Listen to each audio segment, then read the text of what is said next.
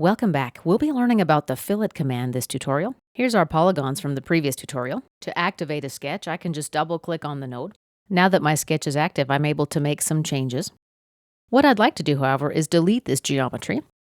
I'm going to do a window selection, and I'll just take a moment to show you how we can do this. So basically, you left-click and drag your mouse.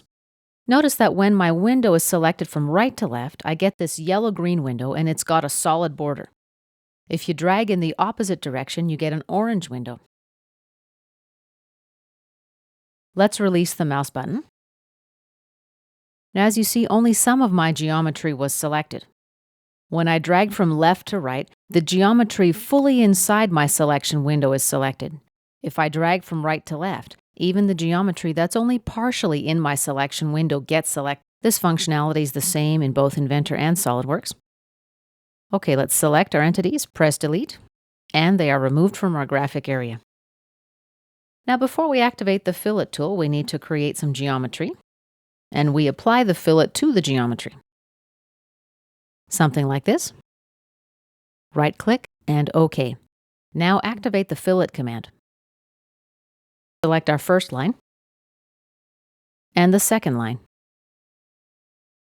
The fillet is created between the two lines. Let's change the radius value. Let's say 10 millimeters. Press Enter and click OK. Let's create a second fillet now. Activate the tool. Select the first line and the second line. Let's make the radius 15 millimeters and click OK. Here's our fillet. Press OK. As you may have noticed, the two entities that you apply the fillet to don't actually have to cross. Let's activate the fillet command again. Select the first line and select the second line.